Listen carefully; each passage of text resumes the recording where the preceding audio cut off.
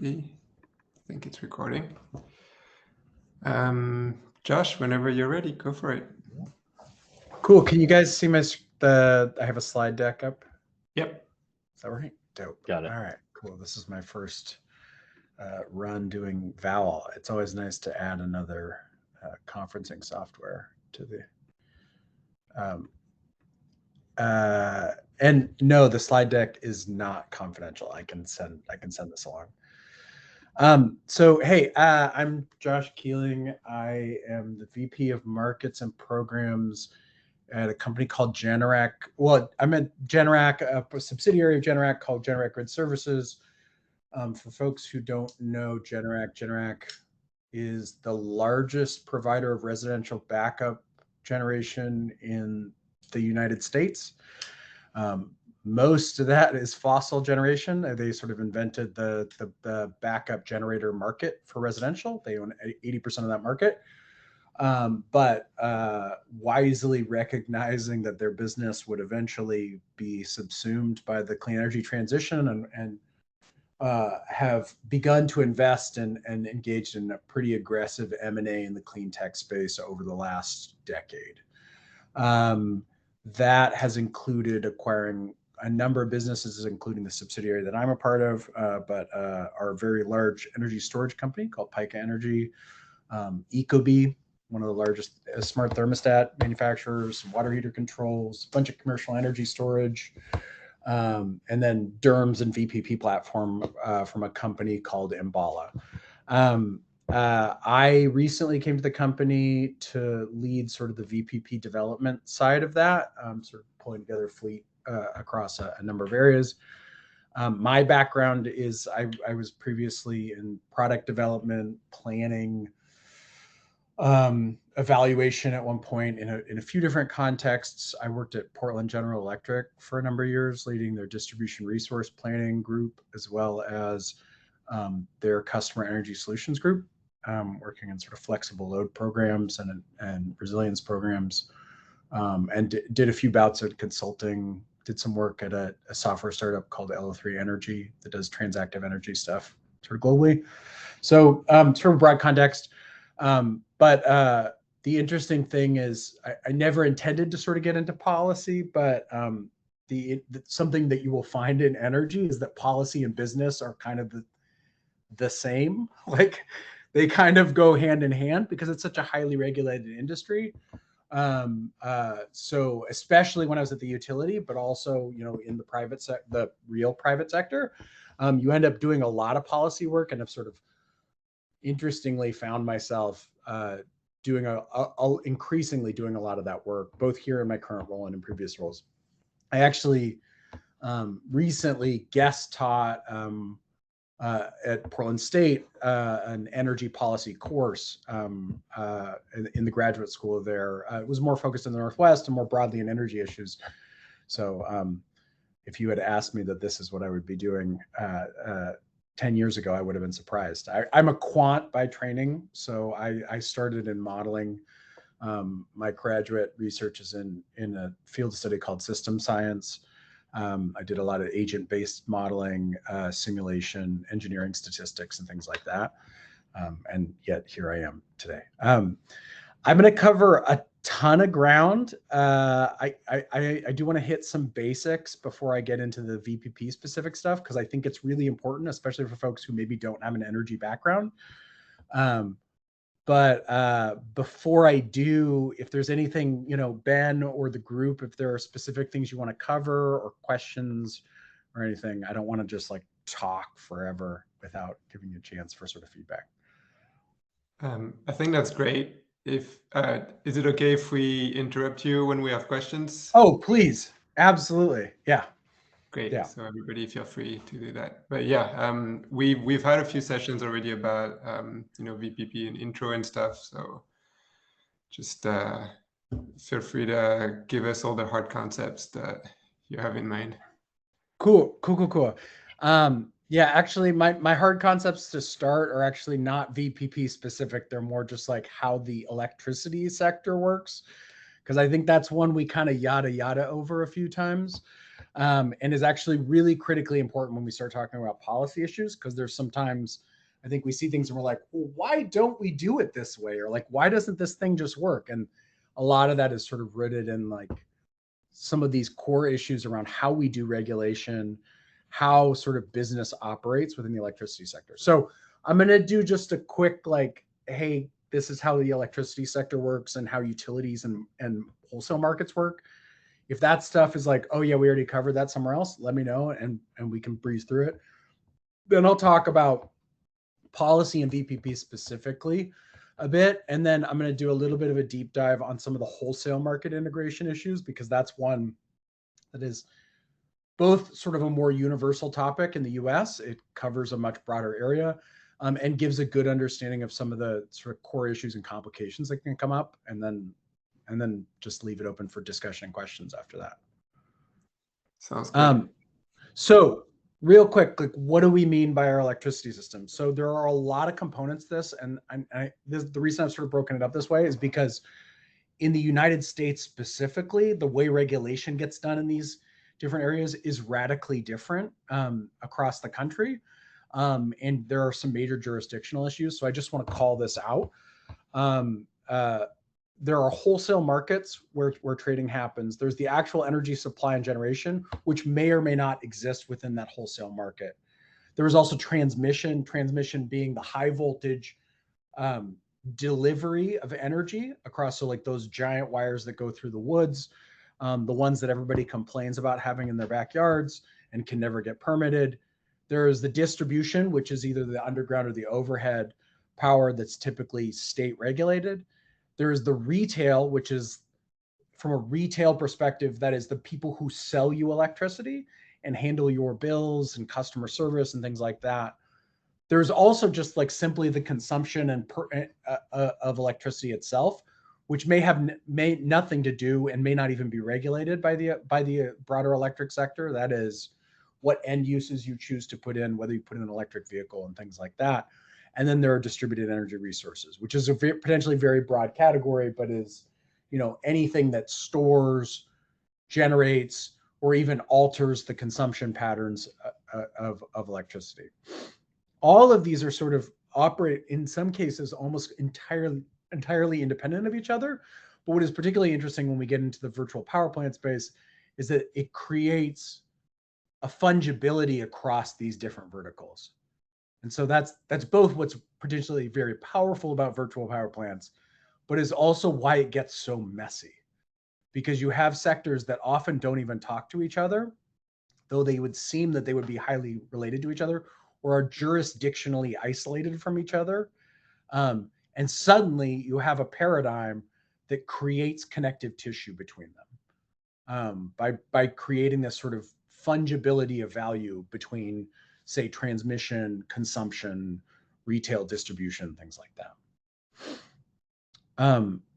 Another thing to keep in mind is what a utility really is, because this is a very big player in this space. We sort of talk about utilities monolithically, but there are actually wildly different models across the country.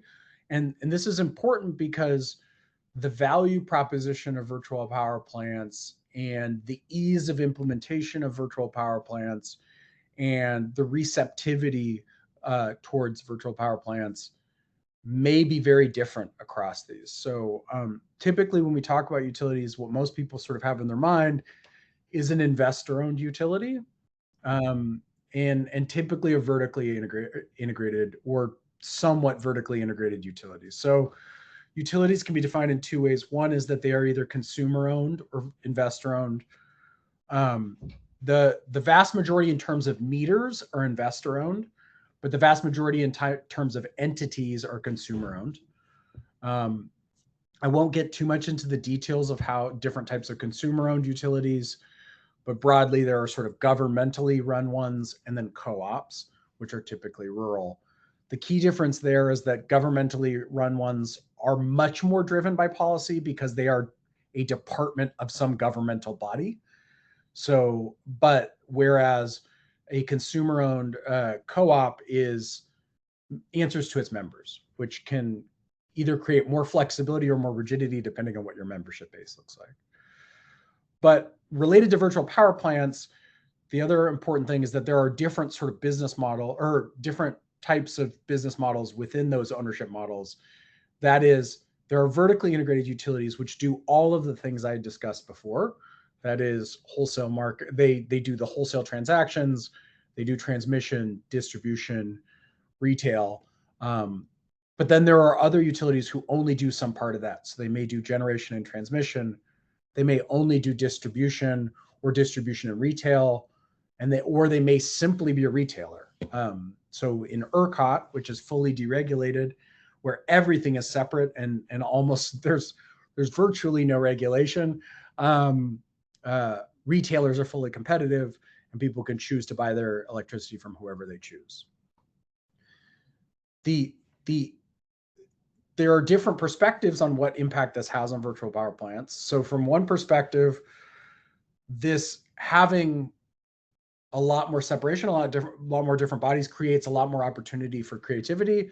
But on the flip side, a vertically integrated utility can potentially take advantage of some of that fungibility and sort of comparing value between, say, transmission and retail or wholesale. So it's just an important thing to keep in mind because it creates a lot of diversity, or put it in a more negative context, a lot more balkanization within the US energy context.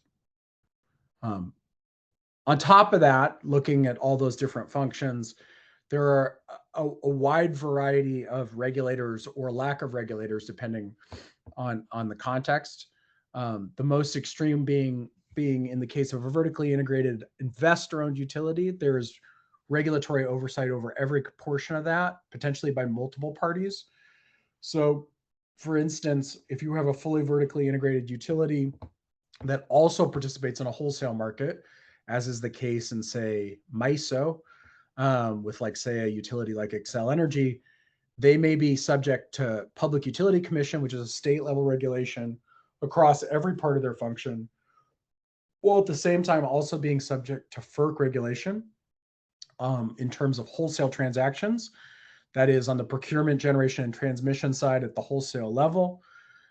They may also be subject to regulation from, say, any sort of environmental body or any sort of consumer protections that exist within their state. And then they are also subject to potentially regulation from their market operator that they're within that region. So in that case, with Xcel, MISO may have some jurisdiction over their decisions as well. Sorry, does that all make sense? Sorry. And if this is review, just let me know. That's great. Also, and this may look real boring, which is why I put a really boring looking dude's face on that slide, but this is really important. It's Barry Goldwater. He's the most boring white guy I could think of. So it's really important to keep in mind how utilities make money. There's a lot of time that people go, well, why wouldn't a utility just do this thing? And that's usually when people say that, it's because they don't know this equation, which is how a utility makes a profit. So in a traditional utility business model, a utility makes a profit based on what's called a revenue requirements calculation. This is based on what's called cost of service regulation. Cost of service regulation says that a utility is allowed to recover its costs plus a rate of return on what's called its capital rate base. So you see this whole equation on revenue requirements to the right. Capital rate base multiplied by it should technically be 1 plus the rate of return. I should be careful there. 1 plus the rate of return. Plus operating expenses, depreciation, taxes, and other costs. Now, what is capital rate base? Capital rate base is steel in the ground. It is stuff. Operating expenses is people, services, software that's not owned and licensed. So anything that is not stuff that the utility owns and can depreciate is not able to incur a profit to the utility. So utilities earn a profit to their shareholders by building stuff and the rest is just a pass through to their customers. And so that means not only are they have a bias towards capital, they also have a bias against operating expenses, because a utility doesn't want rates to just go up if it's not making any money off of it. That's just a negative impact to their customers. So they're always trying to increase the capital to operating expenses balance. This actually works in favor of utility scaling renewables. This is, I think some folks who are outside the industry have thought like, oh, utility scale renewables are bad for utilities. They're actually great for utilities in this model, because renewables are all capital and very little operating expenses, because fuel is an operating cost. So when you look at fossil fuels, fuel is terrible. It's always like been a bad thing for utilities. So giant wind farms and stuff are great for utilities.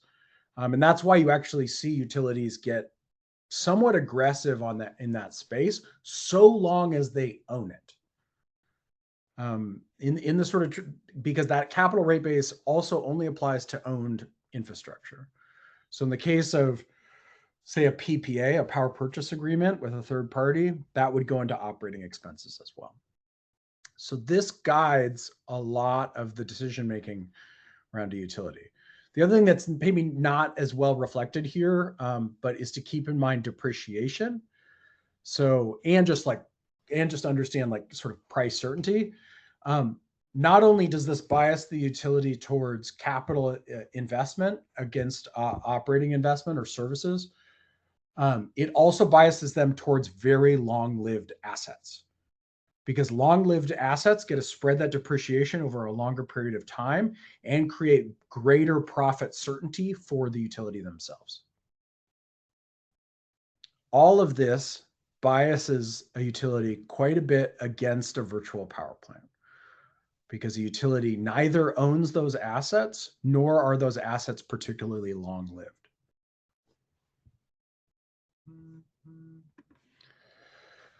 I won't get into all the details about this, but yes, there are like a lot of efforts to like find hacks around this. None of them are perfect, and all of them deal with the inertia that exists within that capital rate base model, right? That utility has tons of decades of and billions and trillions of dollars worth of assets in the United States that still need to be fully depreciated and recovered. They also often deal with the fact that that utilities are pretty involved in the dockets that are built to evolve these business models. So you're probably not shocked to learn that means they don't change too quickly. When you ask somebody to come up with their own new business model, it's always a little bit tricky. Yeah, that's a dope paper, by the way. Yeah. All right, real quick on energy markets as well. So historically, this whole sector was treated as a sort of natural monopoly. In the 90s, there was a boom in deregulation, coming out of the 80s, it's a sort of Reagan era where there's nothing that a market can't solve. And then we went through the first energy crisis. So 2001, the Enron sort of scandal, and there was a big retrenchment away from deregulation as we learned that, lo and behold, markets aren't perfect, and some people can get pretty crazy with them. However, particularly with the advent of clean energy, it's become clear that markets are particularly efficient at balancing resources efficiently when they're highly variable, which of course renewables are. So there's been a reconsidered notion to move back towards market integration, and you're seeing that most notably in the West. So in California, the expansion of the energy imbalance market, but broader sort of reliance on energy markets. I'll talk about how that relates to distributed energy resources and VPPs in a second. Okay, and then real quick, there are a few different, by markets, what we mean here, typically when people say markets, they mean organized markets, which are effectively energy markets in the United States operate as an auction. So there's a giant godlike algorithm in some bunker that balances all those resources and does what's called security constrained economic dispatch against a merit curve and dispatches those resources. That is in comparison to like where I am in the Northwest, we do not have an organized market, at least in energy and capacity, where it's bilateral market, which literally means in many cases that folks are calling each other on phones and making deals to trade power. I've sat on the trading floor at Portland General Electric. That is what happens. It is crazy. There are also many different services that you sort of get into it, and there are also different levels of the market. That is, and then jurisdictional issues, most notably because of Texas. So the feds only have jurisdiction over markets that cross state lines due to jurisdiction over interstate commerce. The ERCOT market does not cross state lines and therefore is not FERC jurisdictional. This also, just to quickly separate out, people sort of mix these terms a little bit. There's the grids themselves, that is what are actually like synchronized electric grids. There is the power markets themselves, and then there's the retail markets, that is where there is retail competition. These graphs are from FERC. I would say the retail one's a little bit misleading. There's the Western Interconnect, the Eastern Interconnect, and in Texas, in terms of electric grids. So when we talk about things like grid reliability or like NERC, the North American Electric Reliability Council, those issues around synchronization and reliability at that level take place there. In terms of the electric power markets, when we talk about markets, we're usually talking about these areas here. And then in terms of retail, this is a little bit messy. So there is retail competition theoretically in some of these states, though I think that's a bit misleading because while Texas is fully deregulated, if you look at some of these other states like California, we're here where I am in Oregon, but even into PJM and ISO New England in the East, you do have competition theoretically, but you have what are called default providers, so which is often the utility. So for instance, in Illinois, there is retail competition, but if you live in Chicago, your default provider is still ComEd, Commonwealth Edison. And then if you don't do anything, you keep staying with Commonwealth Edison. And no knock on Commonwealth Edison, but they have a little bit of an advantage when they're both your utility and your default retailer, both because of just customer inertia and because you have a lot more insider information when you happen to also be the retailer. And so you don't see a lot of actual competition in these states with default providers. So if we're really talking about where retail competition exists in a healthy way, especially when we get down market into residential or small commercial, I would say it really only exists in Texas. For any of the geeks in the room who want to get outside the United States, here's a quick just brief on how the rest of the world works. Australia looks a hell of a lot like Texas. It's fully deregulated, except for the West. Sorry for the friends in Perth. The west of Australia is a little bit different, but most of Australia operates in a fully deregulated market. Europe as well is largely deregulated. Varying flavors. The UK is a little funny, and Scandinavia looks a lot more like the Northwest up here. It's interesting. All these markets that have a ton of abundant hydro don't seem to find the necessity to deregulate or get cute because they can just live fat off all that good, flexible, clean energy. But most of Europe is pretty deregulated. South America, Africa, most of and a lot of Asia still operate with often nationalized or privatized, former nationalized, vertically integrated utilities that operate either at the nation level or at like some sub-regional, like state level or something like that. Though there's some amount of deregulation in that sort of sweep of Milton Friedman-esque like deregulation that happened in South America. There was, countries like Colombia and Chile and folks like that did end up deregulating some portions of the electric sector there. So there is some market activity as well. And then in terms of some of this is a little esoteric, but just what types of things get traded. Often in the markets, that's energy, which could either be day ahead, intraday, real time, or imbalance. This is like the energy imbalance market, which is like balancing resources within the hour. Particularly interesting, and what has created a boom in some of the more advanced DER applications is on the right, sort of ancillary services. So that's like frequency response or load following. This is like sub-second level resources. But actually, if you look at a megawatt capacity basis, almost everything that's happened from a virtual power plant perspective today, if you take the sort of big tent definition of what a virtual power plant is, has happened in capacity. So that is basically options. So that is having the option to dispatch a resource during times of peak need. This is what a lot of the demand response markets, which I'll talk about in a second, have all sort of come about. So role of policy. So obviously policy is really intertwined with energy because for a number of reasons, environmental, economic, and increasingly social. It's a public good, though from a policy perspective, we don't exactly treat it as such. So policy is increasingly involved, and until recently, electricity was the biggest source of carbon emissions in the world. So it was a big focus of policy. So a lot of things have sort of taken place. A lot of folks sort of focus on the clean energy standards, but as clean energy standards have come into place, a lot of other things have sort of taken hold. There have been a lot of policies that have an important impact in VPPs, namely provisions that require enabling technologies. So the IRA being a great example of this.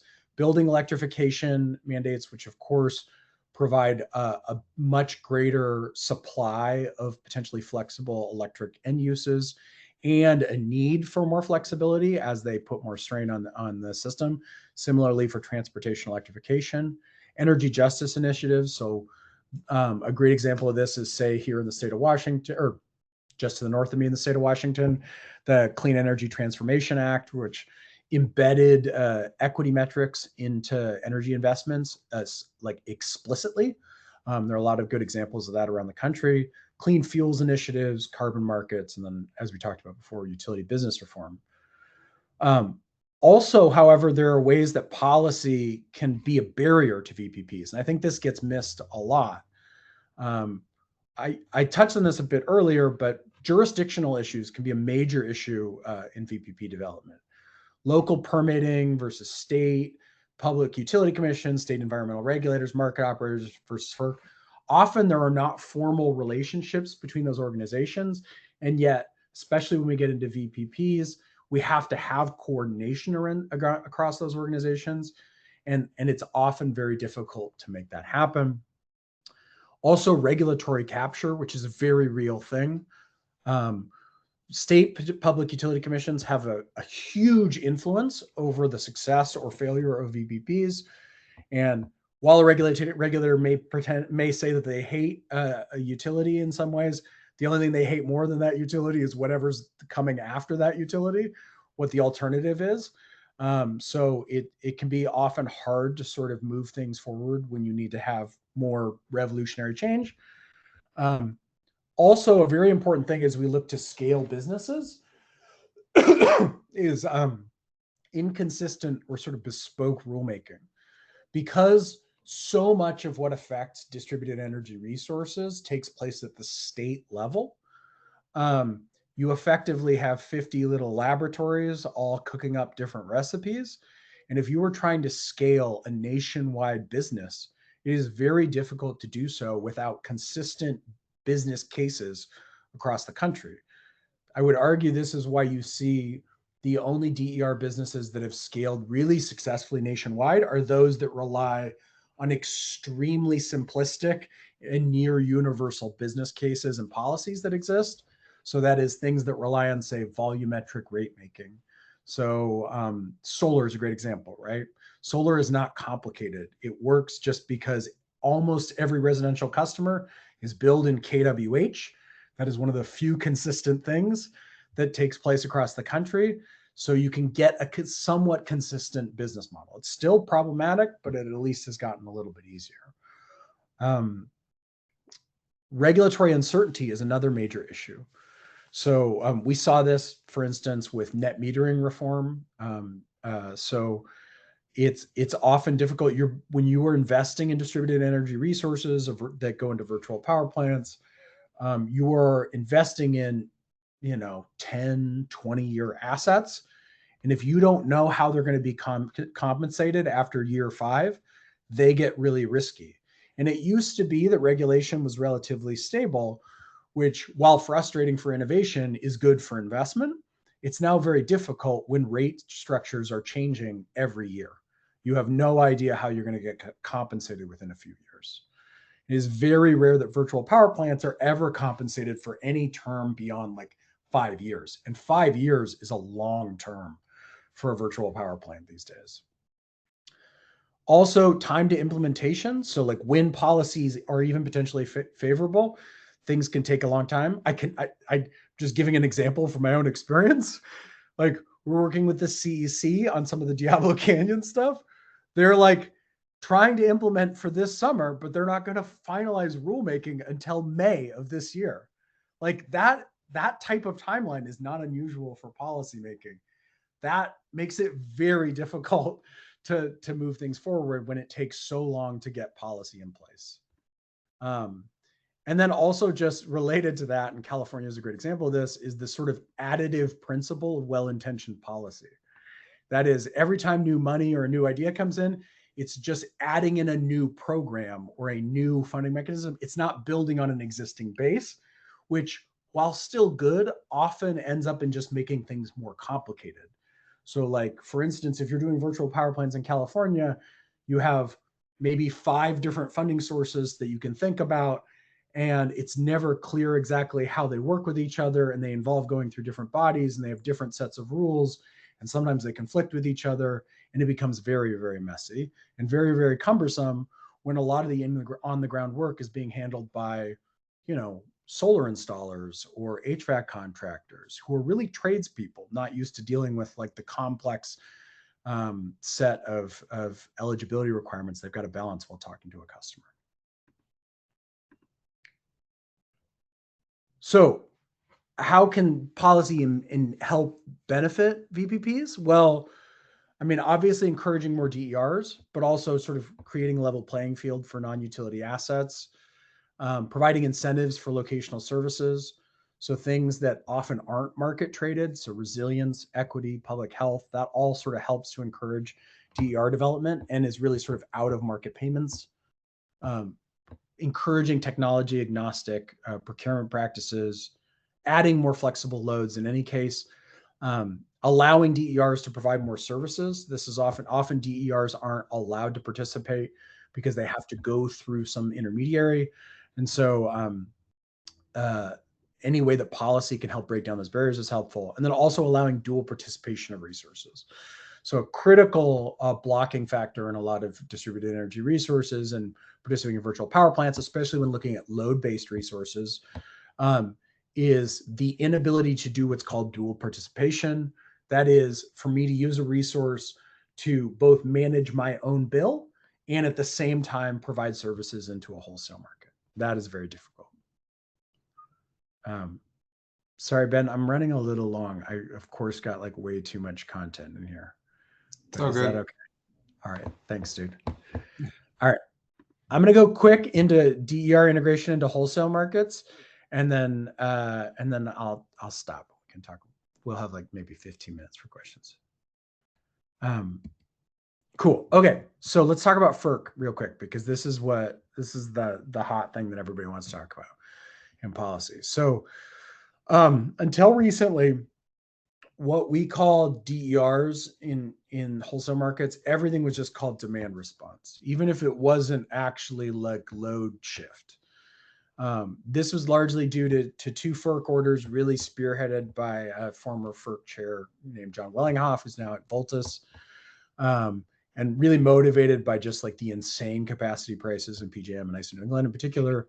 This led to FERC Order 719 and 745, And these and all the sort of future orders didn't apply outside of the wholesale markets because FERC doesn't have jurisdiction over the wholesale trading in those markets.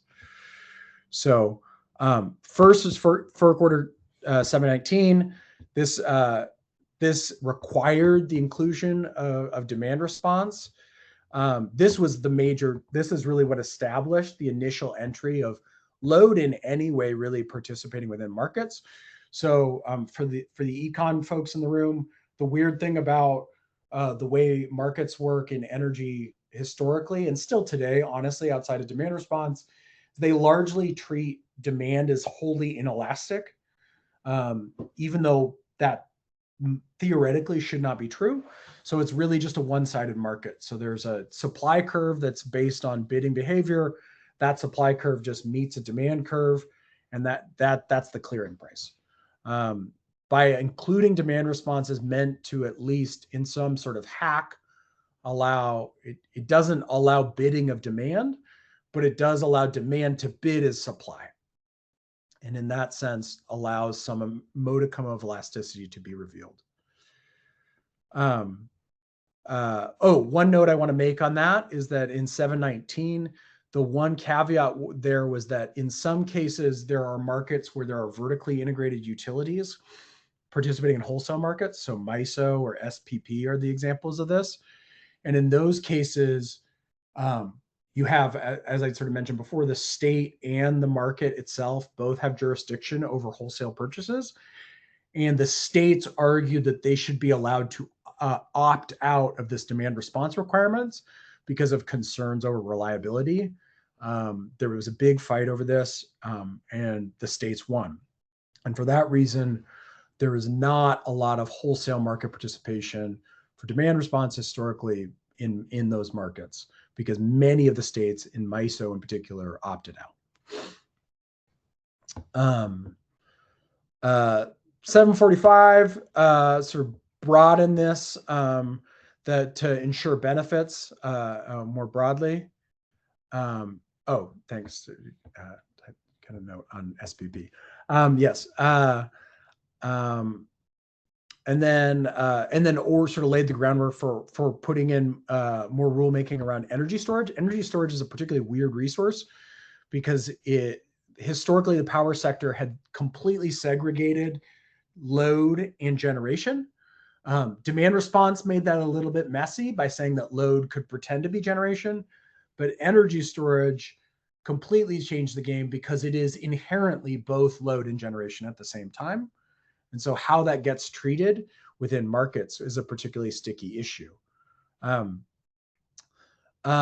So basically what happened after these orders went into effect, so there's this huge boom and then a little bit of a market adjustment in the aggregator markets, particularly in PJM and ISO New England.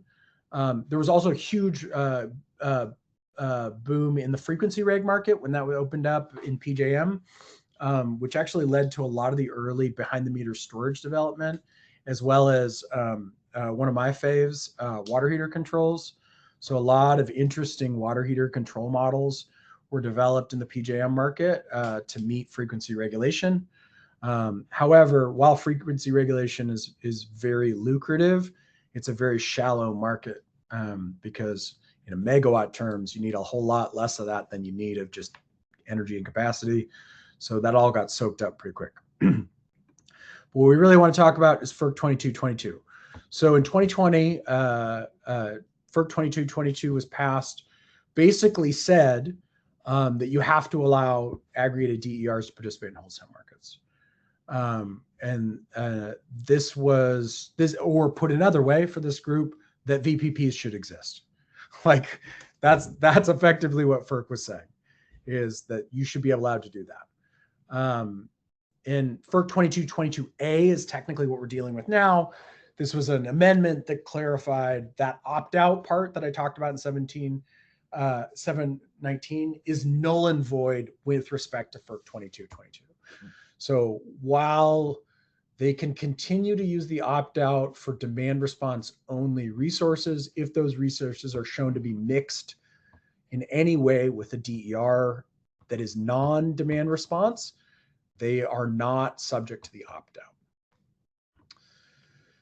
and to clarify what is meant by DERs, this is like everything. So it's not just, you know, like Tesla VPPs in Australia that are all just a bunch of batteries. This is everything that you can imagine. So storage, generation, demand response, energy efficiency, thermal storage, EV charging, whatever. In terms of implementation, it's taken a while. So California, New York actually already had aggregation tariffs on the books. They weren't great, but they existed and have been approved by FERC. So they mostly got by scot-free. They had some adjustments they need to make. I will say, as someone who participates as an aggregator in both these markets today, the requirements are extremely onerous and not particularly well suited towards residential or down, small commercial assets or non-firm stuff. ICE New England's tariff's been partly accepted. PJM's was sent back for revisions because it was a bit of a mess. MISO, as far as we can tell, is trying to run the clock down. They asked to have an implementation timeline that goes out to 2030. So they don't even want to start till 2030. MISO is like the biggest opt-out state out there. And so it's a bit of a mess. So, and much of these issues resolve around distribution utilities, which is what I'm going to talk about for a sec. So yeah, what about how this affects distribution and retail? Well, that's what's still getting sort of figured out. And that's where most of the hangups come up within FERC 2222, because at some point you have to have the utilities involved because these are still assets that are on the distribution sector. So FERC doesn't have jurisdiction over those utilities. The states do. The markets don't even have jurisdiction over those utilities with respect to the distribution. So this has created a messy issue. FERC did spell out the 3 areas where it's clear that the utilities are allowed to intervene. And that is these concepts of aggregation review, distribution override, and dual participation. So aggregation review is the idea that the utility should have the right in some measure to review the aggregation and make sure that it can be safely operated. Distribution override is the notion that if it's operating in an unsafe way, even at subject to approval, that the utility should be able to override its dispatch. And then dual participation, which I talked about earlier, is the idea that the aggregation shouldn't be paid twice. That like the utility shouldn't pay for capacity to the customer, and then also the aggregation gets paid for that capacity in the wholesale market. All 3 of these seem reasonable, except for like in practice, they are very, very difficult to implement, especially in any way that is actually scalable, because they would involve a ton of data being exchanged between a bunch of different parties that have never shared data with each other before. And if we're being honest, not all of the parties here are exactly good actors when it's coming to the success of these aggregations or towards the reliable operation of the system. So there's not a lot of trust there. Like everybody's sort of trying to make their thing happen. So that has created a lot of problems. And then in terms of how this sort of plays out for just real quickly for non-market states, it doesn't necessarily have a direct impact, but it definitely is changing the conversation, and market integration is happening more broadly. Also, many of the sort of reforms that are happening in the distribution sector are likely to be transferred in some measure to state regulators in the non-market states. The most notable of these being something you may have heard of, which is sort of all source procurements and relatedly non-wires procurements, which is in those regulated states, you are seeing a big move towards state regulators requiring utilities to have these procurement mechanisms that are neutral towards the resources, where potentially virtual power plants or aggregations can participate in direct competition to utility scale resources. In practice, this is very difficult because of data requirements, measurement, evaluation criteria, and all of the issues that I talked about around 2222, but is at least a step in the right direction. All right, cool. That is like all my slides. I'll send these slides. And and I have some reading list, and there's some links in the deck as well. But I'm really sorry I ran so long. I should have known. That was great. Definitely not 15 minutes, but that was awesome. I know. I'm so sorry. I guess I do have one question here. Is like, oh, please. It's, every single market's different. How does one learn about if you're trying to work with a specific market or a specific utility? How do you learn about those policies? Yeah, I mean, it can be pretty daunting. I do think sort of implicit in your question is to focus in a certain area. I think one of the most dangerous things is folks sort of moving into the space have a tendency to try and be like, oh, I'm going to do this everywhere. And you're like, whoa, back up. That's very hard in this sector. So all of the good thing about being highly regulated is that everything's public. So that doesn't mean it's easy to read. There are some great organizations like trade associations that will do summaries for folks, and not all of it is behind paywalls and membership. So like AEU, the formerly AEE, the Association for, or what is it now? American Energy United or Advanced Energy United, used to be Advanced Energy Economy. Or SEIA, the Solar Energy Industry Alliance, all do a good job of summarizing some of these issues. But really, if you want to get deep into a market, if you're looking at a utility, I highly recommend integrated resource planning dockets or rate cases. They all have public meetings. So just look for the slides, find the public meeting slides, go to the commission website, look up the utility.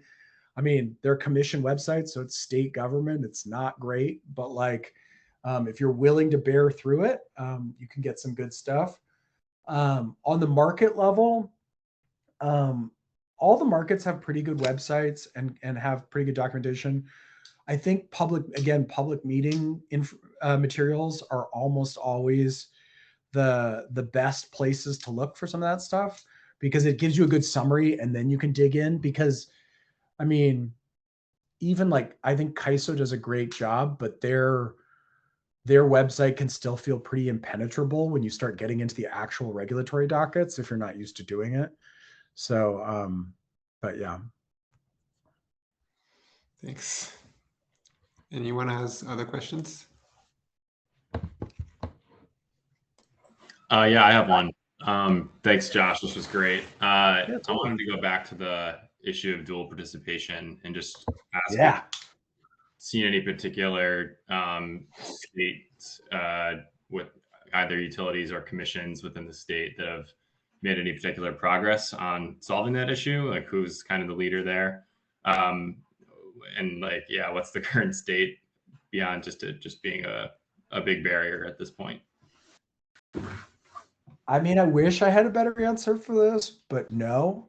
I mean, the closest I think I could come to saying that there's a good example would be like New York, which like I'm always loath to like they've done a good job because they isolated the issue. They basically are like, look, if you want to get compensated on retail, you're going to go down this route. And if you want to be compensated within the market, you go down this route. And so they have like the whole VDER process, which is like the value of DER tariff. And they're like, if you want to like go, be in the wholesale market, you're going to have to be on this tariff. And that's the way it works. And that is fine. It's just inelegant. I mean, it's really the tricky thing. I think everybody was so focused on net metering as the issue. And in the near term, that is a bit of an issue because there are so many resources that are still participating in net metering. But I think the bigger problem is going to come down to capacity, honestly, which is if you look at how time of use rates, which are becoming increasingly common throughout the country, are usually structured, they honestly usually embed some form of capacity into the energy payment on peak. And by doing so, they create a dual participation issue for anybody wanting to bid capacity into the wholesale market. And so that is scary because we see that I've seen a ton of this problem in California where you have universal time of use rates where utilities will now all balk and just basically be like, okay, well, everybody can't participate in both time of use and demand response. And so, or otherwise it's double counting. And so you've either created a situation where everyone's ineligible for participating in the wholesale market, or you've created this huge incentive to game baselines on the time of use, which is honestly in practice what ends up happening in most of that market today. So it's very difficult to sort of piece through, and I wish I had a better answer, but we haven't really seen it. I mean, I think probably the answer is going to be having more options. So maybe that, and that's kind of the direction that New York has gone, and just more sophisticated service providers too. You know, I think ESCOs, energy service companies, have done a really good job of this in the larger customers, but we don't really have a good example today of folks showing how to effectively manage rates and demand response or VPPs simultaneously down market and residential. So. I think we have time for one or two other questions if anyone has one. Yeah, I had a question, Josh. Thanks for the presentation. Yeah, what's up, Rajiv? Thanks. About the policy side of things, yes, it's such an intricate framework. And I was curious to know your opinion on whether, like, given that we have technologies that enable demand response and the other kinds of load management strategies, so is it like the policy that's holding back or hindering like scale, or is it the other way where technologies are there, but they are not sufficiently capable of adhering to something that's like a convention, you know? That's a great question.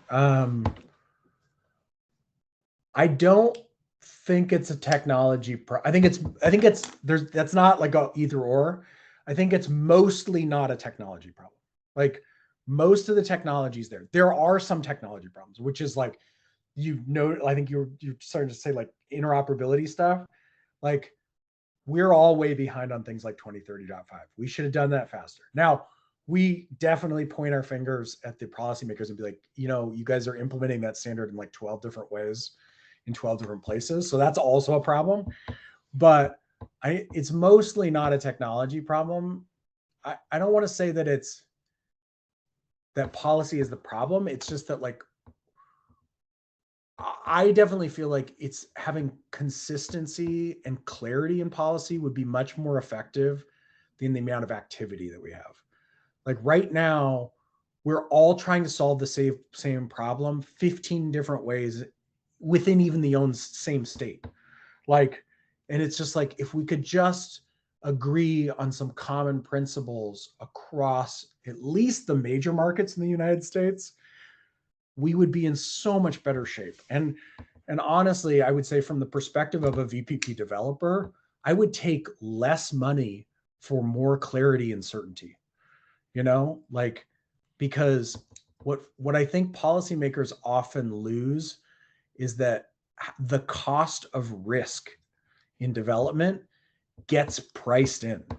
Like it gets priced in a lot. And so like, whether explicitly within your finance or implicitly in your development costs, you know? And so, we just have a tremendous amount of risk, but like, I mean that, and just like from a policy perspective, like just like focusing resources in the areas that matter. I mean, like if we really want to develop VPPs, we just need to like pay more and give better terms, and like they'll happen. But instead, we come up with like 15 new programs that all conflict with each other and like cause a bunch of problems. So it's like, I mean, somebody was saying this. There was a VPP summit in DC a few weeks ago, and somebody put it really well. It's like, if we want to scale VPPs, all we need is connected solutions across the country. Connected Solutions is a program, a storage compensation program in New England. And it's great. It's not perfect, but it's super simple.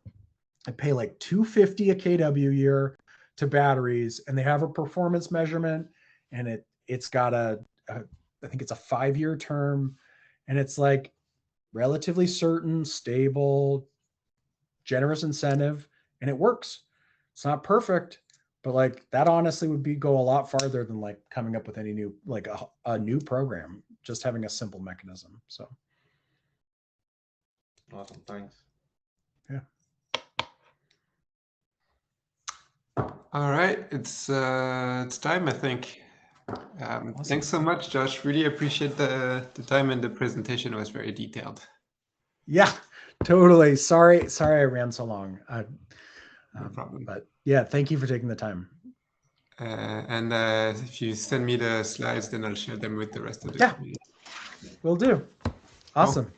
Well, thanks everyone. Have a great day. Thanks a lot, Josh. Awesome. Thanks, guys. Take care. Bye.